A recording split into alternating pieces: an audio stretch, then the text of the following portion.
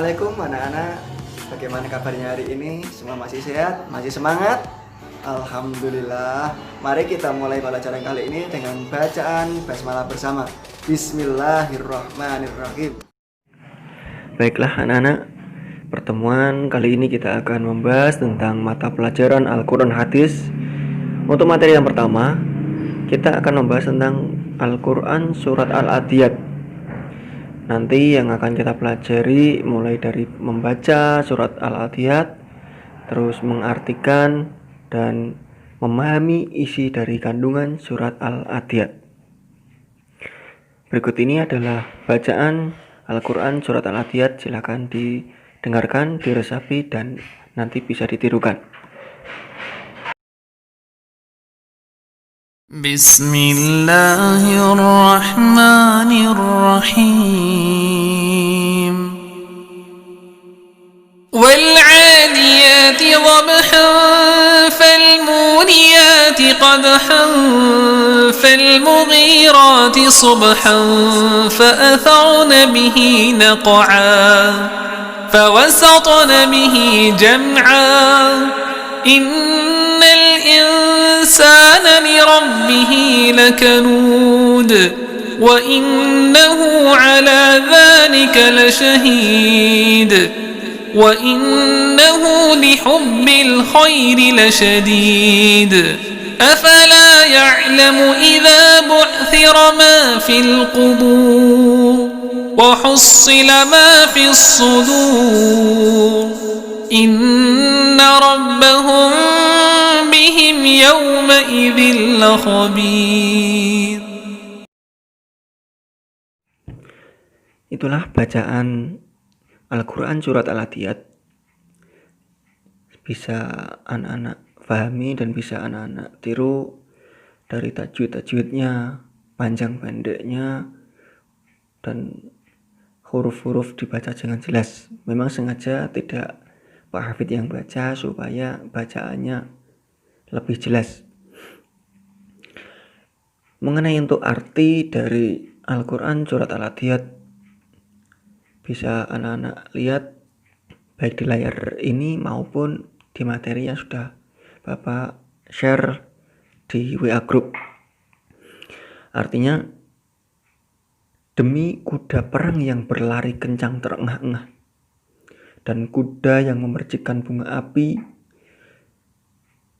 dan kuda yang menyerang dengan tiba-tiba pada waktu pagi sehingga menerbangkan debu lalu menyerbu ke tengah-tengah kumpulan musuh. Sungguh manusia itu sangat ingkar, tidak mau bersyukur kepada Tuhannya. Dan sesungguhnya dia, manusia, menyaksikan atau mengakui keingkarannya.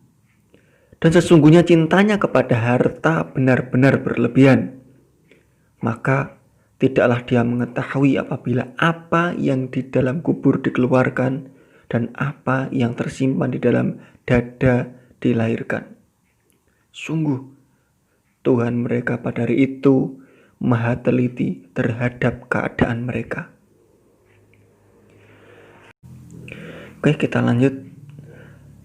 Surat Al-Adiyat ini adalah diturunkan oleh Allah Subhanahu wa Ta'ala di kota Makkah. Maka surat Al-Adiyat ini dikategorikan sebagai surat Makkiyah. Dalam surat ini terdapat 11 ayat. Surat Al-Adiyat berada pada urutan ke-100 pada mushaf Al-Quran. Al-Adiyat sendiri artinya adalah kuda perang. Sekarang kita akan mempelajari kandungan atau isi dari Al-Quran surat Al-Adiyat. Setidaknya ada 4 hal yang akan Bapak sampaikan. Semoga ini bisa mewakili. Namun semestinya ada banyak yang dan sangat luas yang harus kita pelajari. Namun karena ini bentuknya pembelajaran jarak jauh, maka setidaknya 4 ini Bapak sampaikan. Yang pertama, dalam surat Al-Adiyat, Allah Subhanahu wa Ta'ala menunjukkan sifat dasar manusia yang ingkar terhadap nikmat yang diberikan. Yang kedua, Selain itu, pada dasarnya manusia juga sangat cinta terhadap harta dan duniawi. Manusia itu senang menumpuk-numpuk harta. Dia merasa bingung ketika dia tidak punya uang, kata Allah. Dia akan merasa bingung.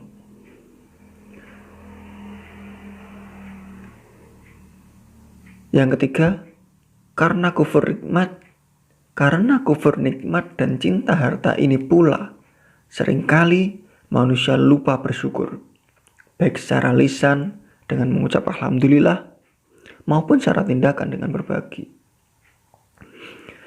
Katakanlah, seseorang itu punya uang 1 juta misalkan. Misalkan si A punya uang 1 juta, berangkat Jumatan, bahkan hanya menyisihkan uang 10.000 untuk dimasukkan ke dalam kas di masjid aja, itu merasa berat, sangat berat sekali. Maka dari itu anak-anak, kalian adalah anak-anak sholih-sholihah, siswa dari madrasah. Kalian harus bisa berbeda.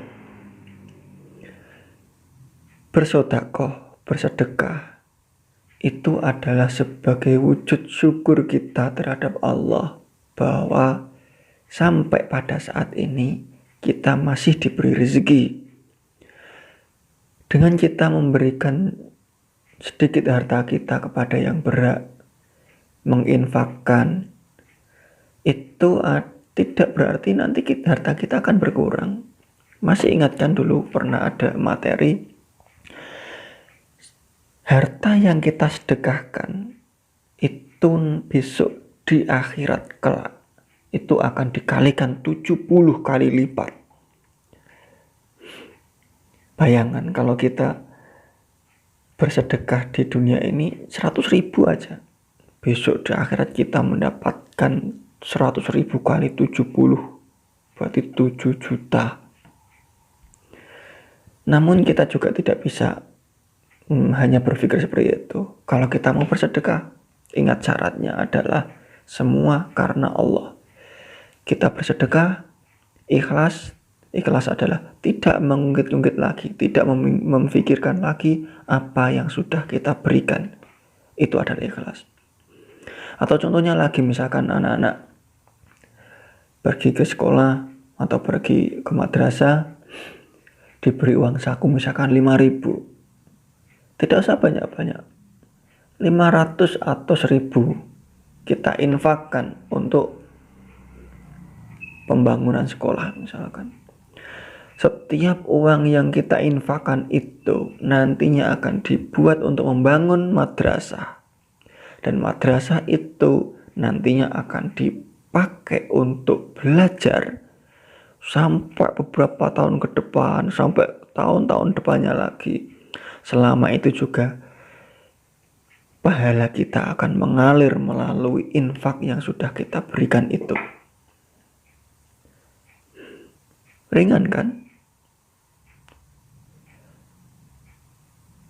Untuk yang keempat, melalui surah Al-Adiyat ini, Allah Subhanahu wa Ta'ala memberi peringatan tentang hari pembalasan.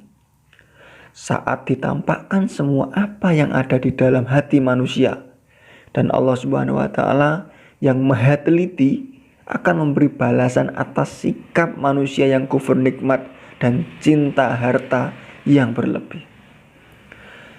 Allah Subhanahu wa Ta'ala itu maha teliti. Bahkan apa yang sudah kita lupakan, besok akan diungkap oleh Allah di akhirat kelak. Bahkan sesuatu yang kita sendiri sudah lupa, misalkan saja kita pernah menghibah orang itu sudah berapa kali, kan kita sudah lupa. Itu besok di akhirat kita akan dibuka semuanya, bahwa dulu kita itu pernah melakukan ini, melakukan itu lagi. Itu nanti semua akan ada balasannya. Nah, semua itu bisa diampuni Allah dengan cara yaitu taubatan nasuha. Misalkan ghibah, kita taubat kepada Allah, kita memohon ampun kepada Allah dan berjanji kita tidak akan pernah mengulanginya lagi. Itu yang namanya taubatan nasuha. Saya kira penjelasan ini bisa mewakili dan bisa memberi titik terang kepada anak-anak semua. Semoga berkah. Untuk pertanyaan-pertanyaan besok ketika sudah bertemu, nanti silakan ditanyakan kepada Bapak. Apabila ada pertanyaan silakan ditulis di buku kalian. Nanti ketika sudah bertemu, nanti silakan ditanyakan. Nah, ada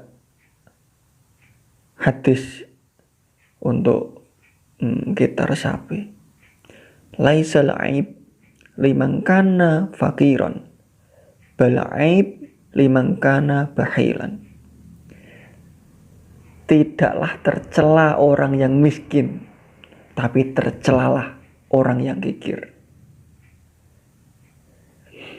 Orang yang miskin itu bukan orang yang tercela, tapi orang yang tercela adalah orang yang mempunyai harta tapi dia kikir, tidak mau bersedekah, tidak mau berinfak, tidak mau mengeluarkan zakat. Itulah orang kikir, itulah yang tercela. Baik, untuk pertemuan selanjutnya kita akan membahas materi-materi yang selanjutnya. Sekian dari Bapak. Apabila ada pertanyaan silahkan disampaikan. Sampai bertemu lagi di pertemuan yang selanjutnya. Wassalamualaikum warahmatullahi wabarakatuh.